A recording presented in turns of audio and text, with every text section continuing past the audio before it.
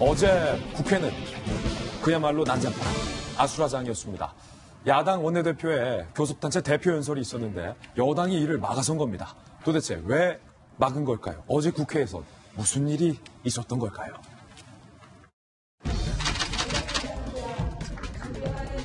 먹튀 정권, 욜로 정권, 막장 정권이란 이야기를 들어도 전혀 이상할 것이 없습니다. 더 이상 대한민국 대통령이 김정은 수석 대변인이라는 낯뜨거운 이야기를 듣지 않게 해 주십시오.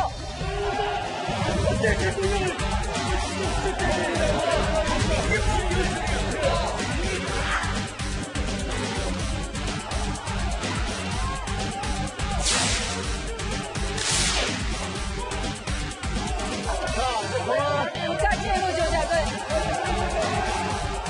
이제 조용하세요. 여러분이 보여주는 모습은 이건 공멸의 정치예요. 상생의 정치가 아니에요. 조금씩 다운해요. 박수 칠 일이 아니에요.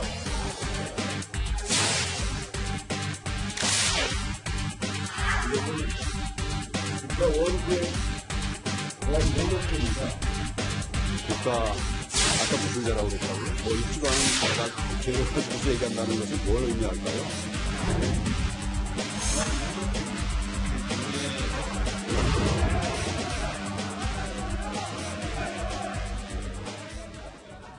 야, 국회의 어른, 국회의장, 문희상 의장이 말려도 여야는 어른의 말조차 듣지 않았습니다. 그리고 이 사건이 터진 뒤에 청와대까지 가세하면서 여당과 청와대 그리고 야당 간의 냉랭한 기류로 국회는 급냉이 됐는데요. 나경원 원내대표의 이 발언이 문제였습니다. 들어보시죠. 경제정책은 위헌입니다. 헌정농단 경제입니다. 특히 지금 걱정해야 할 세대는 먹튀 정권, 욜로 정권, 막장 정권이라 북한에 대해 밑도 끝도 없는 옹호와 대변, 이제는 부끄럽습니다. 더 이상 대한민국 대통령이 김정은 수석 대변인이라는 낯뜨거운 이야기를 듣지 않게 해 주십시오.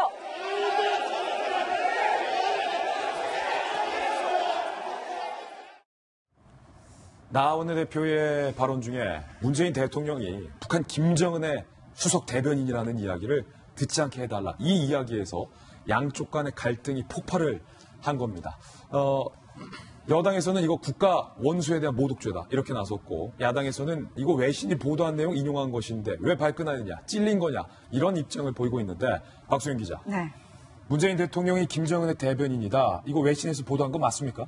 네, 맞습니다. 바로 지난해 9월에 이런 보도가 있었는데요. 지난해 9월이라고 하면 바로 유엔 총회가 열릴 때입니다. 당시에 이제 유엔 총회 같은 경우에는 트럼프 미국 대통령, 그리고 문재인 대통령이 다 참석을 해서 국가 원수들이 참석을 해서 유엔에서 기조연설을 하는데요. 이때 김정은 북한 위원장이 오지 않겠느냐, 와서 이 비핵화와 종전선언 이런 것들과 관련된 얘기를 하지 않겠느냐라는 기대가 굉장히 많았어요. 그런데 김정은 위원장이 오지 않고 바로 리용호 외무상이 대신 이제 기조연설을 했는데, 그때 이걸 두고 블룸버그 통신, 미국의 블룸버그 통신이 이런 보도를 합니다. 보도의 제목은 문재인 대통령이 유엔에서 김정은의 수석 대변인이 됐다라는 기사가 바로 제목이었고요. 그리고 김정은이 유엔 총회에 참석하지 않았지만 그를 칭송하는 사실상의 대변인을 뒀다. 바로 문 대통령이라는 내용이 기사 내용으로 실려 있었던 상황이었어요. 예. 그래서 당시에도 이 정치권에선 이 기사가 굉장히 회자가 됐는데요. 바로 이 자유한국당의 김병준 비대위원장이 이 기사를 인용을 한 적이 있어요. 예를 들어서 어떤 얘기를 했냐면, 김병준 비대위원장이 문재인 대통령이 북한 에이전트다 이렇게 얘기를 해서 여권에서 반발을 하니까 김병준 위원장이 아니 다른 외신에서는 대변인이라고 하는데 대변인보다는 그 에이전트라고 하는 게 낫지 않느냐, 이런 얘기까지 하면서 논란이 됐었던 거예요. 그런데 그때는 이 여권에서는 이에 대해서 아무런 얘기도 하지 않았습니다. 그런데 이번에 이 나경원 원내대표가 이렇게 얘기를 하면서 연설을 하면서 굉장히 큰 논란을 일으키고 있는데요. 이번에 여권이 이렇게 강하게 반발한 이유 중에 하나가 바로 시기 때문인 것 같아요. 지금 이 남북 관계가 굉장히 교착 상태에 이르는 상태 아니겠습니까? 예. 북미 회담이 결렬이 되면서 남북 관계도 교착이 됐고요. 그리고 지금 이 와중에 북한 같은 경우에는 동창리 미사일 그 발사장을 복구했다는 얘기까지 나오고 있잖아요. 예. 그러다 보니까 도대체 그동안 남북 관계가 어떻게 된 거냐, 이 지금 남북 관계의 성과가 도대체 무엇이냐, 북한은 저렇게 계속 미사일 발사장을 복구하고 핵 시설을 계속 재가동하려는 움직임을 보이고 있는데, 그럼 그동안에 우리 정부가 했던 성과는 도대체 무엇이냐라는 회의론이 굉장히 커진 상황에서 이런 지적이 나오니까 여권이 발끈한 것으로 보입니다. 왜 요번에 이렇게 민주당이 발끈했느냐. 예. 그게 현 상황 때문인 것 같다고 지금 박수현 차장님께서 말씀을 주셨는데 저는 조금 생각을 달리합니다. 정당 대표연설이라는 그 무게 때문에 그렇습니다.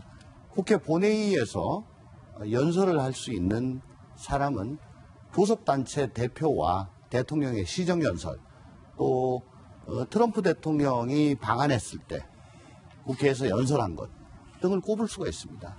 자기 이름을 걸고 하는 거는요. 그런 만큼 무게가 있고, 또 정당 대표 연설은 그 당을 대표해서 하는 얘기이기 때문에 언론들도 주시하고 국민들도 관심을 기울이는 것이죠. 근데 그 자리에서 거의 말초적인 원색적인 막말에 가까운 단어를 사용하면서 계속 자극적인 언사를 되풀이했습니다. 좌파 종북이라는 단어는 뭐 수도 없이 얘기를 했고요. 어떤 프레임에 걸라고 하는 거 아닌가라고 생각합니다. 물론 이해는 합니다. 나경원 대표가 기억하시다시피 뭐 작년 그 운영위에서 조국 수석을 어렵게 출석시켰습니다만은 오히려 이게 이러려면 뭐라고 했냐라는 비난이 당에서 나왔고요. 또 릴레이 단식으로 또 문제가 있었고, 예. 또한 최근에는 선거법 개정과 관련해서 자유한국당을 제외한 나머지 네 개의 여야 정당이 지금 연대를 하고 패스트 트랙으로 가려고 하고 있지 않습니까? 이런 원내 전략의 미숙에 대해서 상당히 비난을 받고 있던 차에 당의 결속을 단합하고 또 우파, 자기들은 우파라고 얘기하는 그런 단단한 지지층을 결속시키려고 한 건데요. 저는 이 말씀은 꼭 좀 드리고 싶어요. 지금 선진국 반열에 들어선 우리 대한민국에서 아직도 미디어 사대주의가 있는 것 아닌가. 미디어 사대주의. 네. 주요 외신에 의하면이라고 다 코테이션을 합니다. 근데 그 주요 외신이란 것이 블룸버그 통신이고요. 블룸버그 통신의 누구냐? 한국 주재 기자예요. 코리안 가버먼트 리포터라고 블룸버그에서 소개를 하고 있는 여성 기자입니다. 한국인입니다. 한국 언론에 한국 기자가 이런 걸 썼으면 과연 주요 정당에서 외신, 주요 외신, 공신력 있는 외신이라고 그렇게 거기를 근거 삼아서 이렇게 얘기를 할 것인가? 거기에는 외신에서 이럴 정도로 이렇게 다룰 정도라면 이거는 미국에서도 그렇고 다른 나라에서 보기에는 우리나라를 이렇게 생각한다는 걸 깔고 있는 거죠. 왜 자국의 언론은 뭐 원오브 댐으로 치면서 블룸버그에서 한번 했다고 해서 이걸 가지고 두고두고 이렇게 계속 얘기하는지. 특히 이 기자는 최근에 그 하노이 정상회담이 결렬되고 난 이후에도 문재인 대통령이 북한을 옹호해가지고 트럼프와 갈라서고 있다라는 기사를 이렇게 이미 쓴 적이 있어요. 예. 그러니까 매번 문재인 대통령을 비난을 하고 남북미 간의 비핵화에 대해서 부정적인 시각을 끊임없이 드러내고 있는 그런 분입니다. 이분이 한국 분입니다. 어떻게 이분이 미국의 객관적인 그런 여론을 대변할 수 있다는 건지, 그걸 가지고 제1야당의 원내대표가 외신이다 이렇게 얘기한 건 아니고, 또 제1야당의 원내대표라면은 당당하게 얘기해야죠. 예.